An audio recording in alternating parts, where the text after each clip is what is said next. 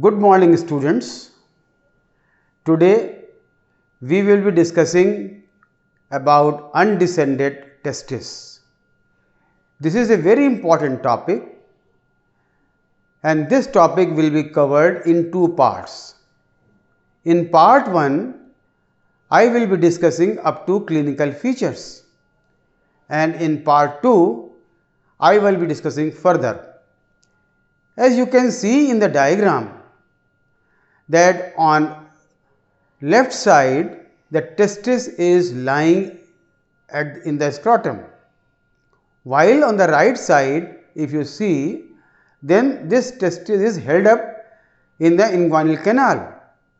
This is what is undescended testis. We will go through a case scenario. A premature 2 kg newborn male baby of mother receiving gestational steroid is having empty right scrotum when it was examined after birth. Size and place of left testis is normal and the rest examination is within normal limits.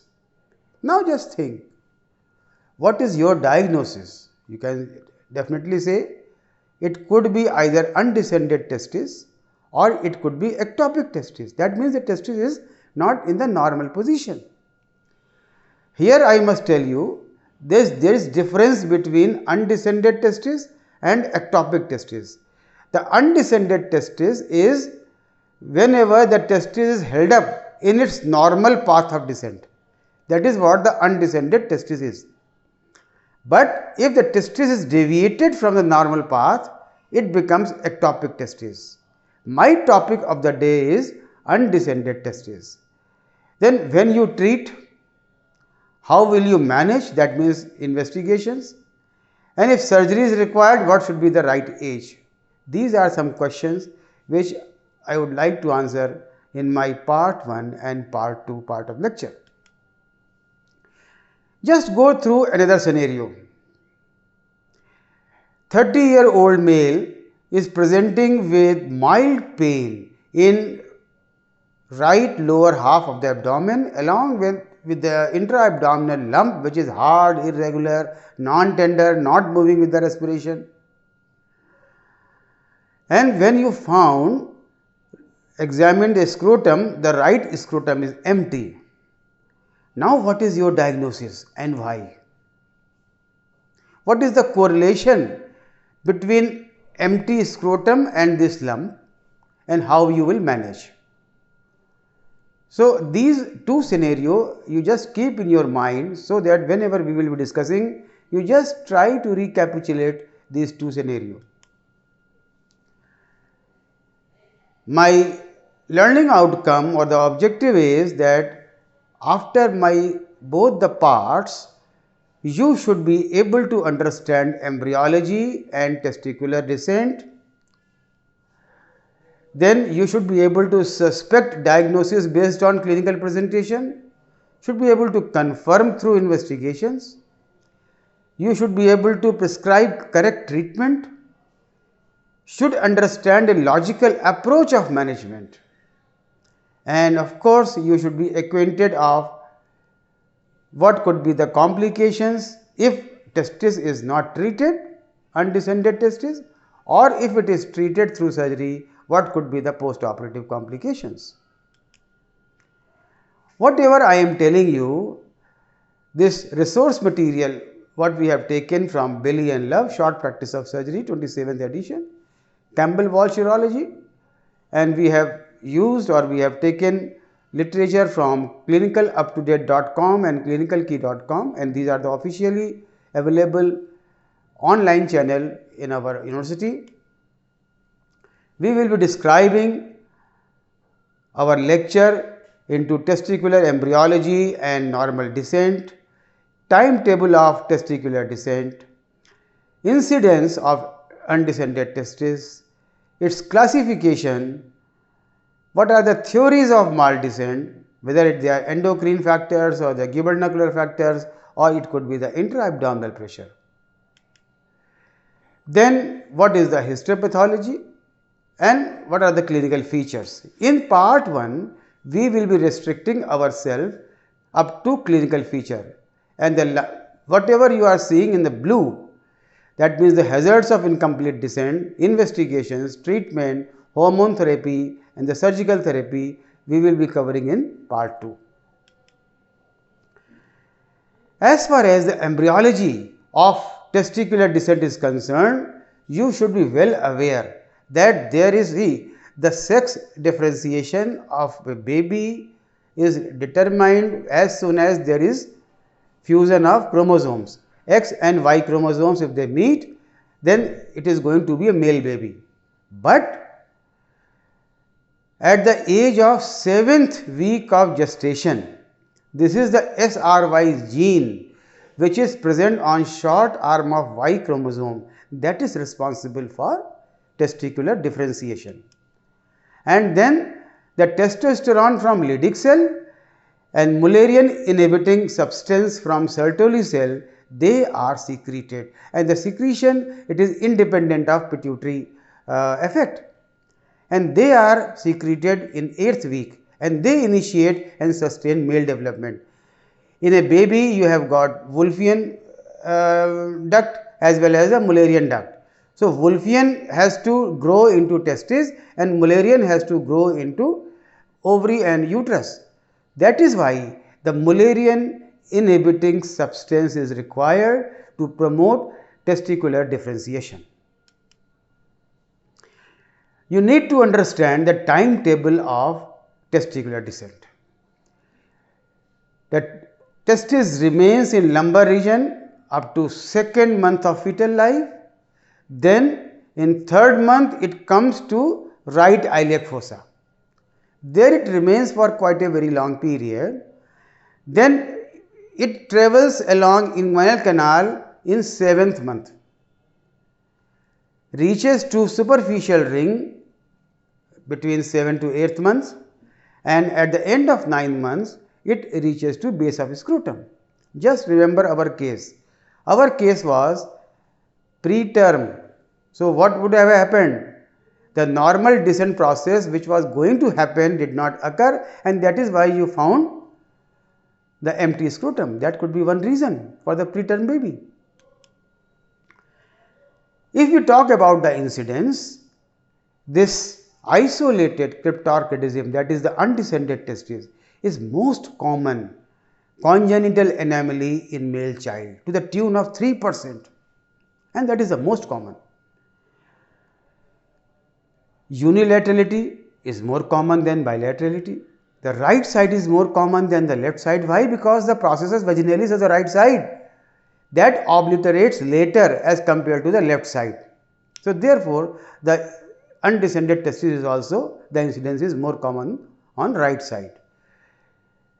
It is very interesting to note that by the end of 3 months of the baby, approximately 3/4 cases, the testis comes to normal level. That means we should not do anything, we should not contemplate any treatment up to 3 months. Then if you wait up to the age of 1 year, you can see that the incidence reduces to 1% from 3%. That means what? When to treat? You can wait up to 1 year.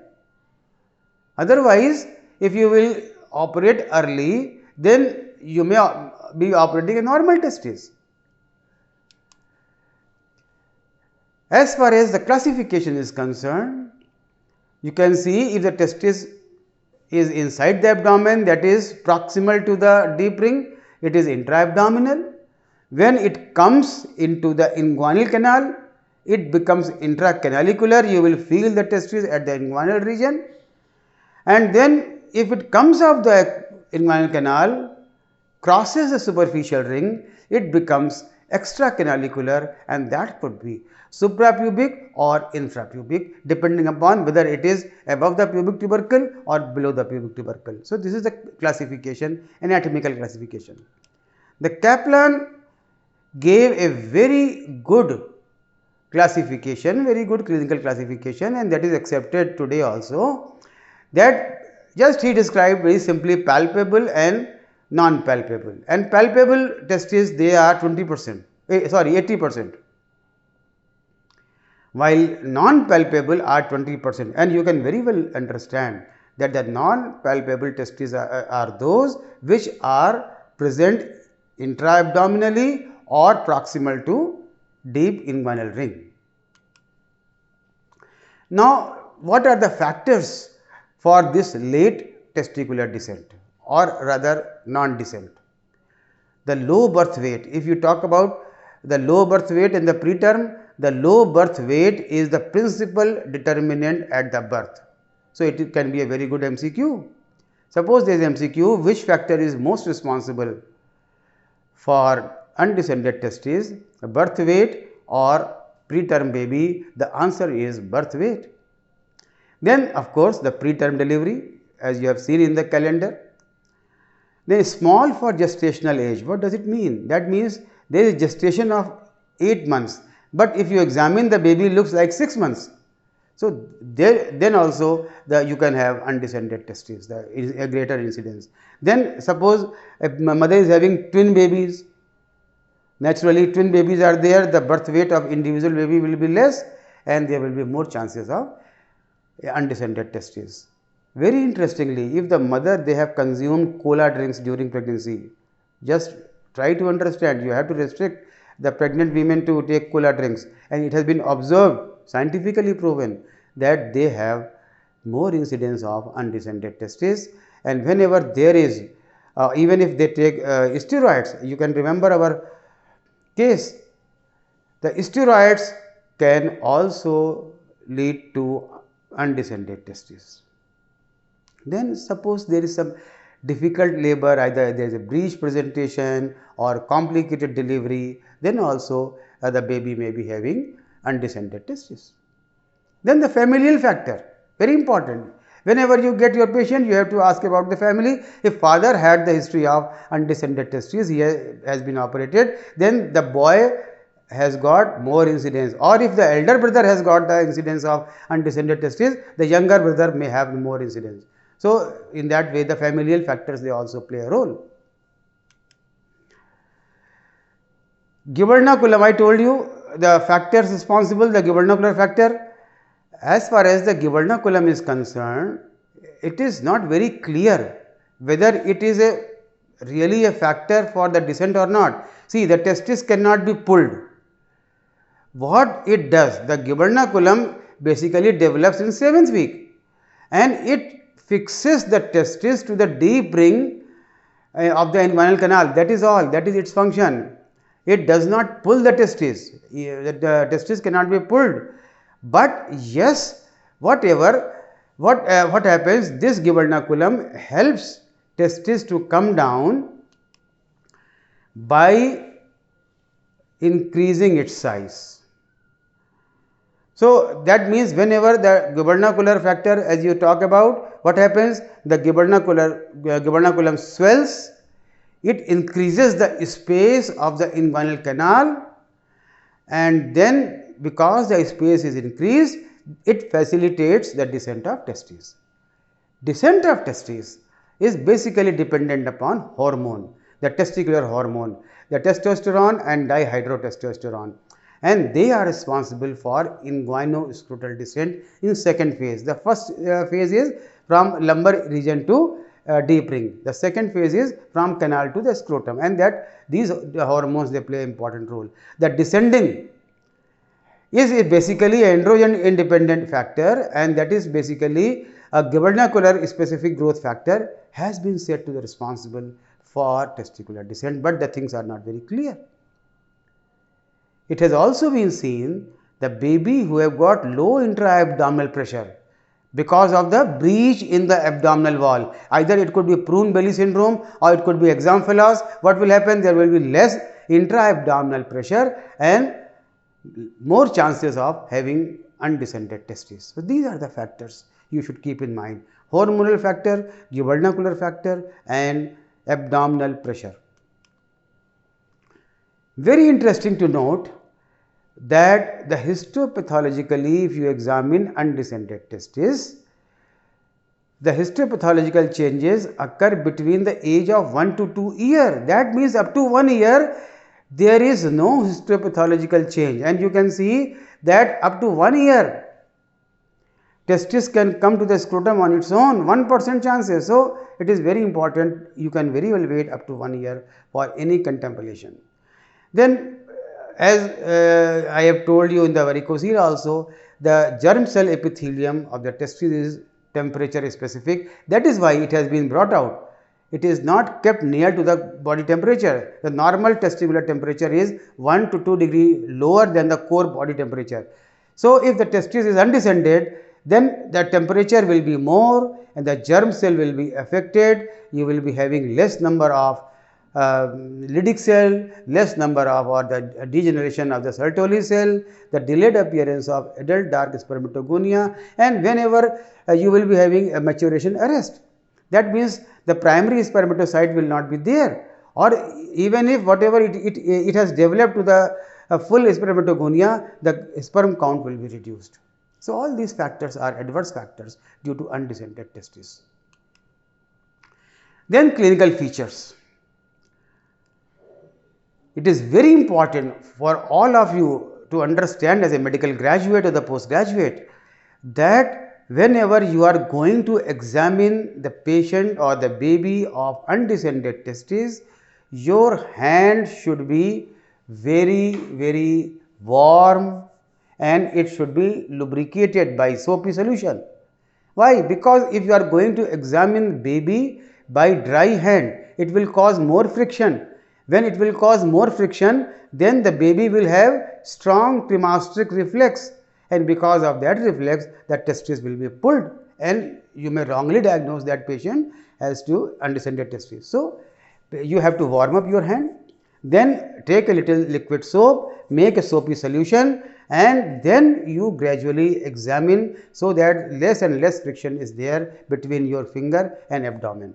You will find that the testis will be absent in the normal position, that means the base of the scrotum, or it may not be palpable at all, and if it is palpable in the inguinal canal, it may be a soft, may be small. Normally testis is firm, but it may be soft and small. It may be associated with the congenital hydrocele or hernia, because the processus vaginalis has not obliterated, so it may bring fluid or even the intestine. If you take the history, then in history you will find that it could have been a preterm delivery or small for gestational age, or the birth weight could have been low, or the mother has consumed some gestational steroid, as in our case the mother has consumed gestational steroid because of any disease. The family history may be positive. You have to ask about the family history, and one thing is very important: whatever you see at the birth, you should properly record in discharge ticket. And this is my appeal to all, especially the female students who are going to opt for the gynecology in their life, in their career. They should always depict normally what happens in the case sheet or in the discharge ticket. The obvious abnormality we do mention, like cleft palate, lipohypospadias, but we forget about testis. And if it is not documented, then we will not be able to know whether the testis is retractile or it is a normally descended testis or it is undescended testis. So, it should be documented. My dear students, here I am just stopping, and in my part 2, I will tell you about the hazards, about the treatment and investigations. By that time, best wishes to all of you. Thank you.